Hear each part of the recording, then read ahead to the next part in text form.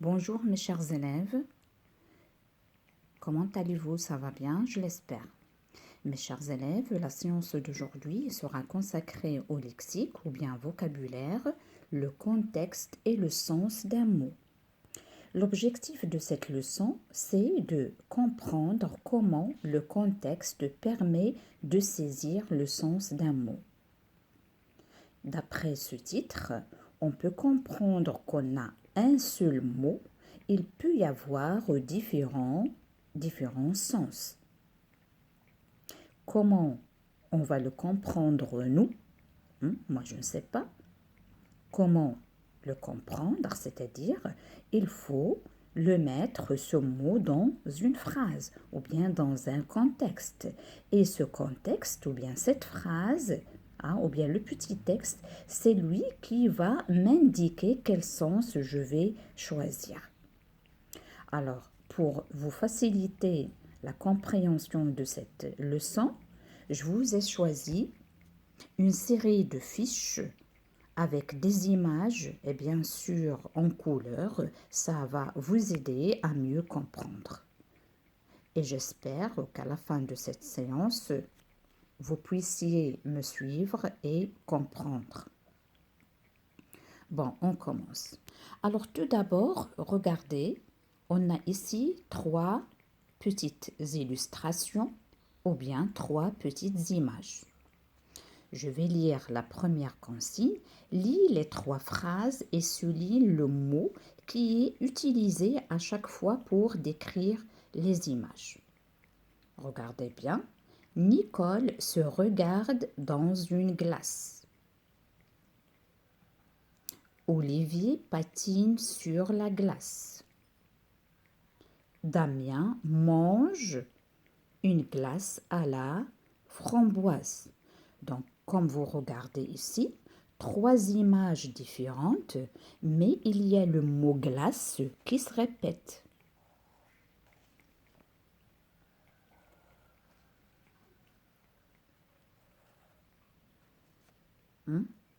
C'est bon?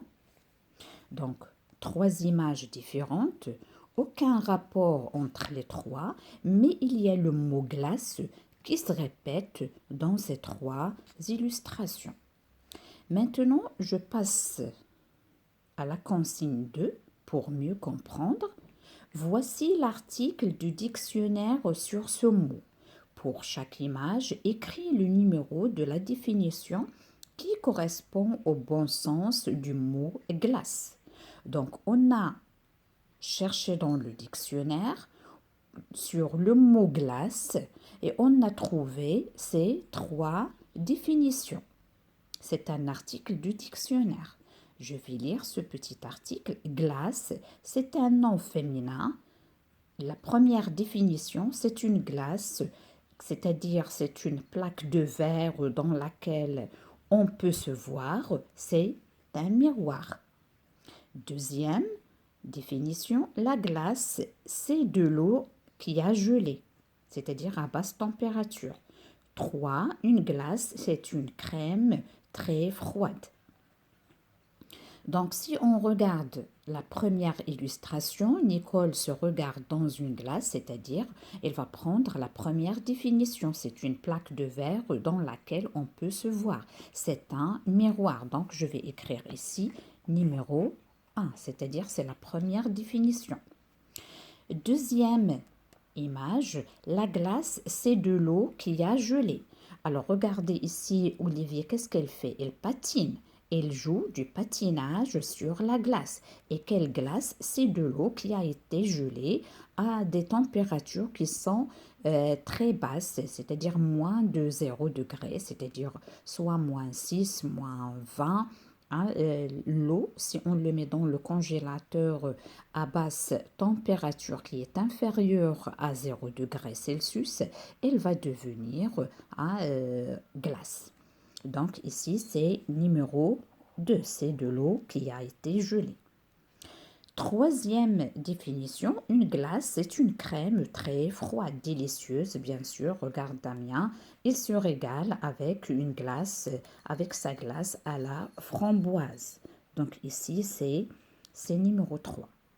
C'est bon. Alors, comme vous avez bien remarqué, mes chers, on a le mot glace. Chaque fois, il prend un sens qui est différent. Ça dépend du contexte où il se trouve. Je passe à un exercice d'application toujours sur le mot glace. Complète les phrases en remplaçant le mot glace par le mot de même sens qui convient. On a une crème glacée, c'est-à-dire ce qu'on va manger. L'eau gelée, l'eau gelée, c'est-à-dire l'eau à basse température qui a été gelée. Le contraire, c'est chaud, c'est s'évaporer. Un miroir, c'est la plaque de verre où on se voit. Nicole se regarde dans un miroir.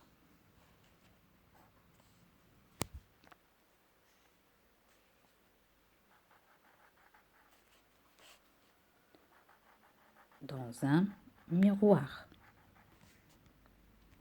La deuxième, Olivier patine sur l'eau gelée.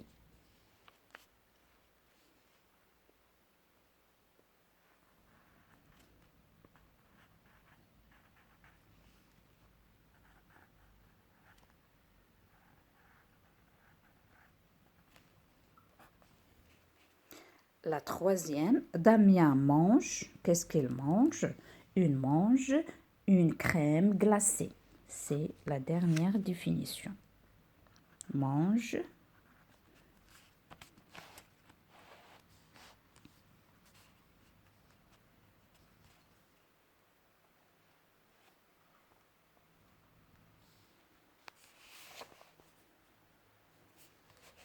je vais l'écrire. Je ne peux pas tenir mon téléphone. Alors, crème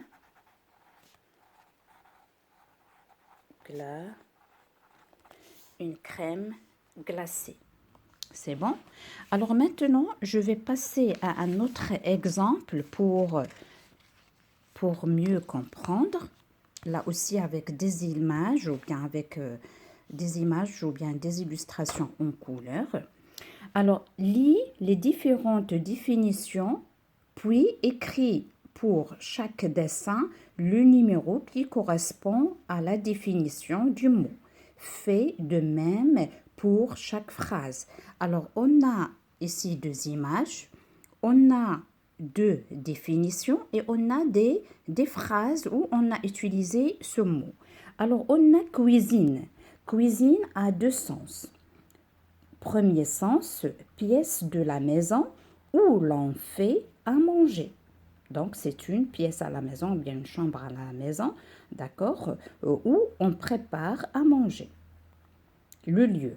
Ici, donc, la première définition, c'est un lieu, c'est un endroit, c'est une pièce.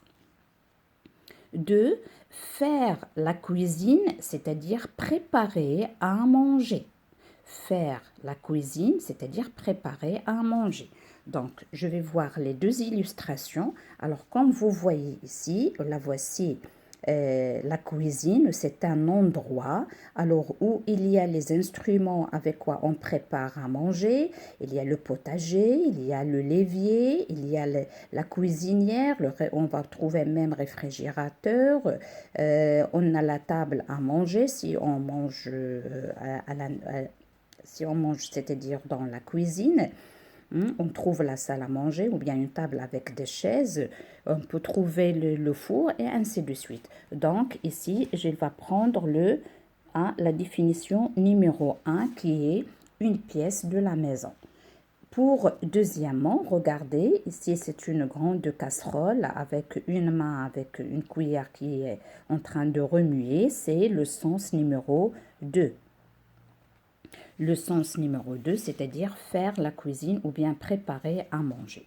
Donc, on a deux définitions. On va les partager ou bien on va les distribuer sur les phrases.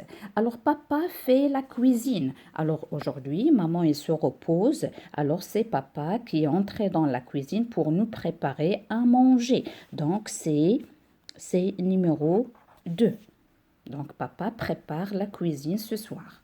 Ta cuisine est magnifique, c'est-à-dire l'endroit hein, la pièce de cuisine, elle est magnifique. Tu l'as bien installée, tu l'as bien emménagée, c'est très bien. Donc, c'est un lieu, c'est un. Il faudrait repeindre la cuisine. Donc, c'est un. Il faut repeindre, c'est-à-dire, ça fait une année qu'on a peint la cuisine. Alors, et cette couleur, avec l'humidité, avec la vapeur de la cuisine, on doit la changer. Papa a refait la cuisine, c'est-à-dire elle a bien installé la cuisine, elle a changé, hein, elle a changé les meubles, hein, tout devient ancien, on a tout changé, papa a tout changé. Qui a fait la cuisine ce soir? C'est-à-dire qui a préparé la cuisine ce soir, hein, c'est maman ou bien papa ou bien ma grande sœur ou bien n'importe qui à la maison. Ta cuisine est délicieuse, c'est-à-dire ce que tu as préparé pour le repas est délicieux, hein, c'est-à-dire elle est agréable à manger. Donc c'est numéro 2. C'est bon? Je passe à un deuxième exemple, mais ici il y a le mot baguette. Ah, il pleut aujourd'hui dehors.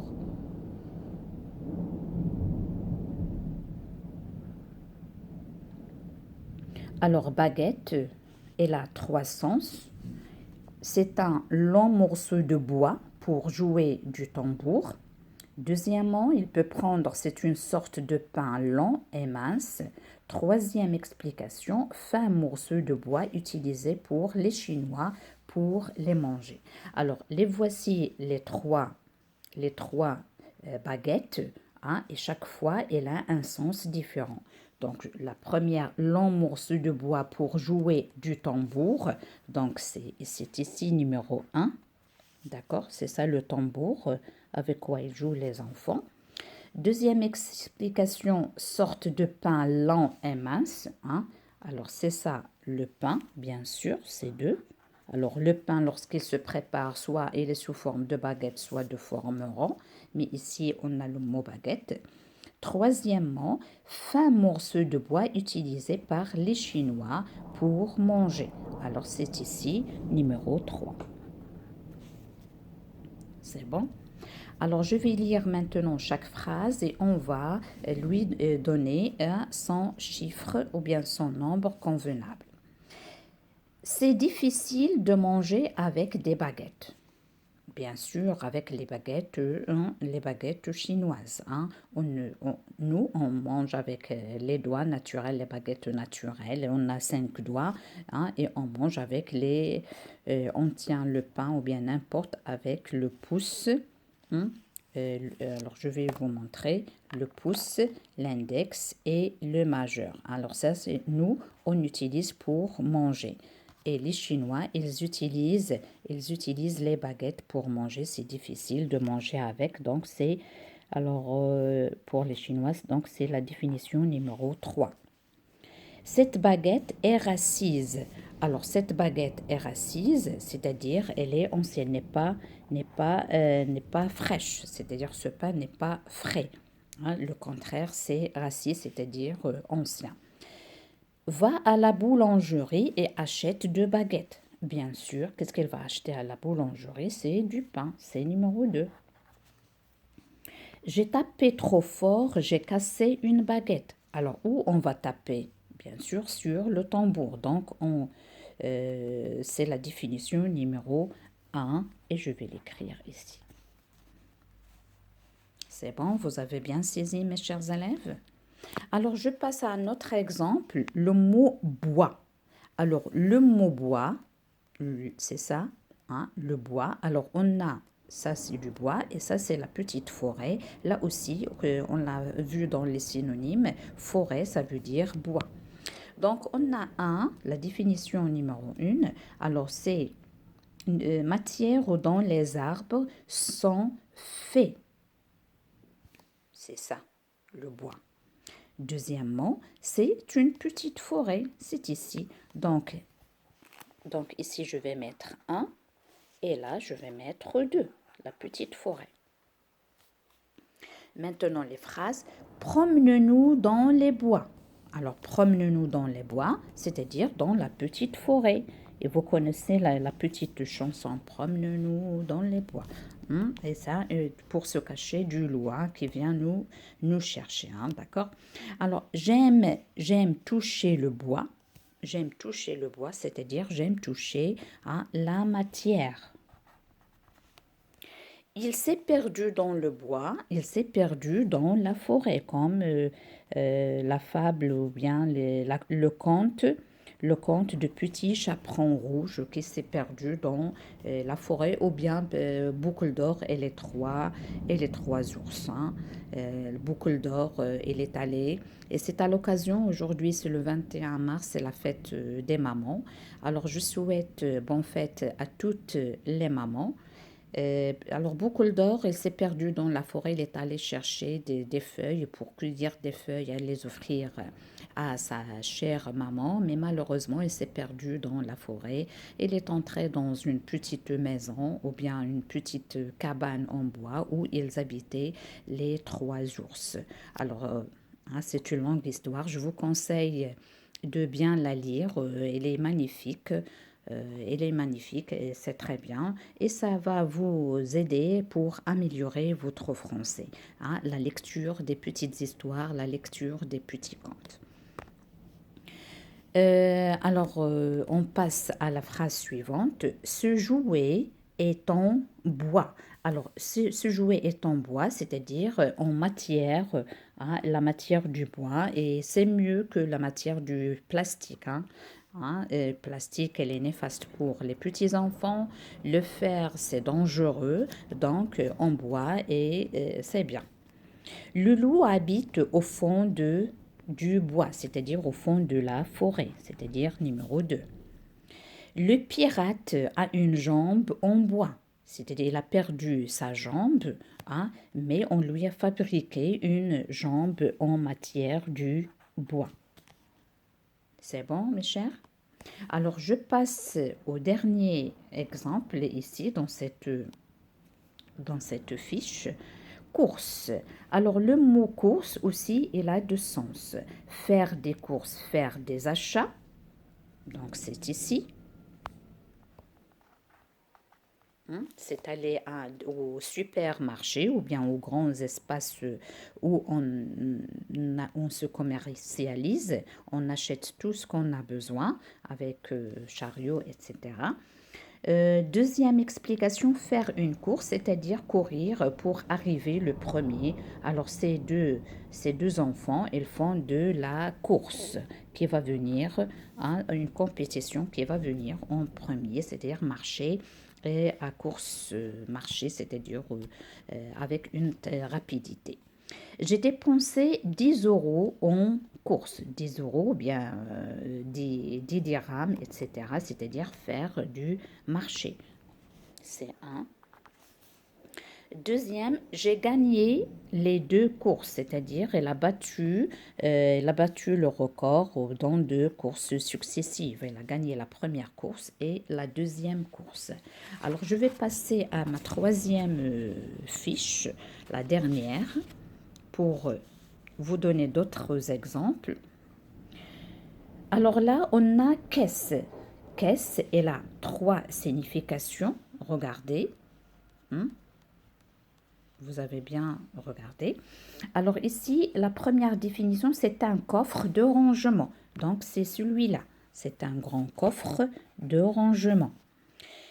Deuxièmement, un endroit d'un magasin où l'on paye ses achats. Alors, lorsqu'on va au supermarché, lorsqu'on fait des courses hein, dans un supermarché ou bien dans un grand magasin, par la suite, on passe à la caisse pour payer.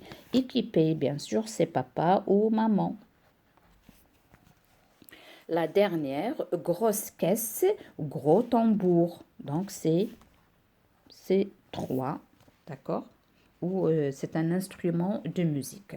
J'ai acheté une caisse à outils, c'est hein, où on va, où papa et les instruments pour réparer la voiture ou bien n'importe. Il n'y a personne à cette caisse. Il n'y a personne à cette caisse, c'est-à-dire, je n'ai pas trouvé aucune personne pour payer mes achats. 2. Je joue de la grosse caisse, c'est-à-dire je joue au tambour. C'est 3. Je passe à la caisse tout de suite. Ça y est, j'ai terminé mes achats. Papa, il s'inquiète. Il demande à maman d'aller sortir. Alors, elle lui dit, ça y est, je passe directement vers la caisse ou bien vite. Donc, c'est 2. J'ai mis la caisse de livres au grenier, c'est-à-dire c'est le grand coffre où j'ai rangé mes anciens livres. Donc, c'est 1. Ferme le couvercle de cette caisse. Là aussi, lorsque j'ai rangé, je dois la fermer, soit un, soit celui-là, soit 2 aussi. Le couvercle de cette caisse, c'est-à-dire s'il y a de l'argent là-bas, il faut la fermer. C'est-à-dire on peut mettre un ou bien 2. Maintenant, je passe au dernier exemple, bouton. Alors, bouton, regardez, il a 4 significations. Partie d'un appareil que l'on presse pour ou que l'on tourne, d'accord, c'est ici. Donc c'est une partie d'un appareil, donc c'est ça, numéro 1, d'accord. Point rouge sur la peau, le voici. Bourgeon de fleurs, troisième, bourgeon de fleurs, c'est ici. Bourgeon de fleurs. Petit objet rond servant à fermer un vêtement. C'est ça. On dit boutonner, déboutonner, c'est-à-dire ouvrir. Et boutonner, c'est fermer. Ces tulipes sont encore en bouton. Alors, ces tulipes, ce sont des fleurs, donc c'est 3. C'est un bourgeon de plante.